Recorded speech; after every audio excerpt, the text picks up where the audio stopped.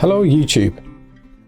Today we're going to take a look at a flashlight I picked up recently on Amazon, or if you're English, a torch. I don't know why there's a difference. This is a cheaper version. This is a ThorFire, and they retail for around $20. So I've been looking at all the videos online at the moment about the ThruNite products, and I just find it hard to spend $80 on a flashlight. So I thought I'd try $20 and see what the differences are. So let's take a closer look.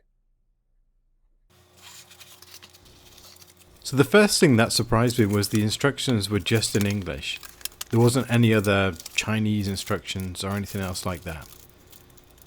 Supplied with the the flashlight, is also different coloured end caps and also a replacement switch and some O-rings and a replacement lens. There's also a lanyard as well.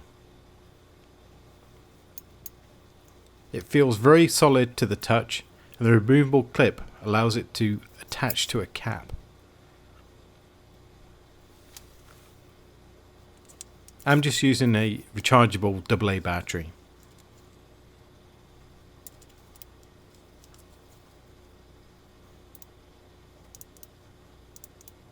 The button feels very good to the press.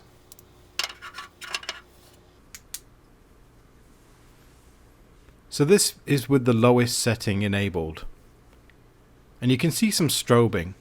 That's the camera picking up the way that they control the intensity of the light. This is the intermediate level of light. And this is full power. There's just 3 settings.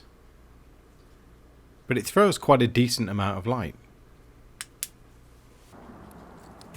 This is outside just lighting up a tree in the backyard.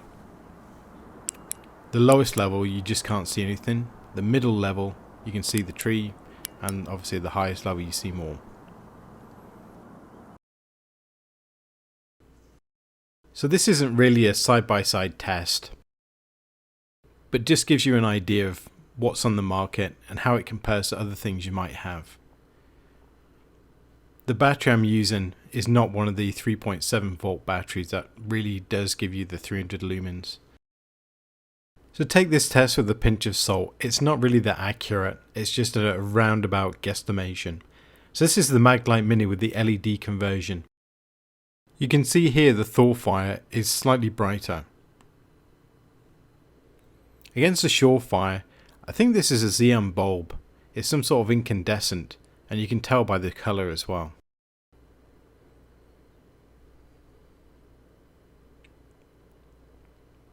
So compared to the Phoenix, even at the second power, this is the third power and the fourth power, there's a huge difference. This is using the high capacity batteries, and this is kind of the standard, I guess. There's no real comparison. But then again, it is 4 times the price.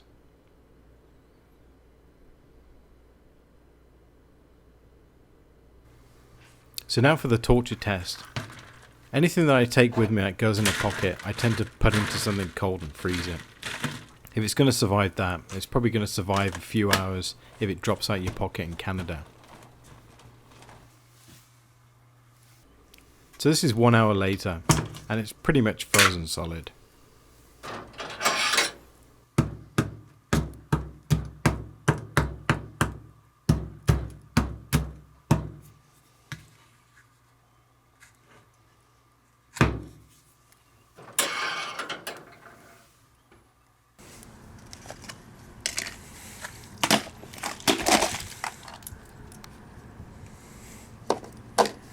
You might be able to see there is a little bit of fluid in there. It didn't fully solidify in the freezer. But it keeps on shining. That's a pretty good sign.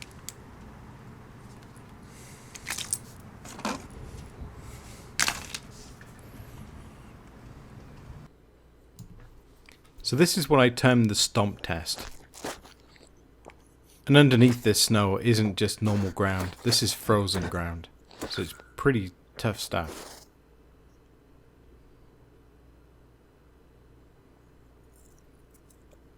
And it still keeps going, so that's a pretty good sign.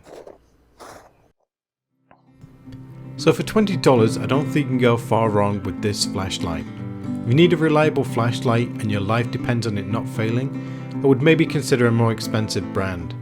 But if you carry a spare as I do, then it might be the right choice.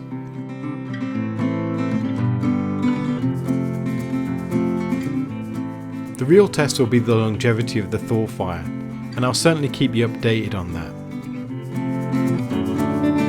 And as always, thank you very much for watching. If you like my videos, leave me a comment, maybe a thumbs up, and don't forget to subscribe.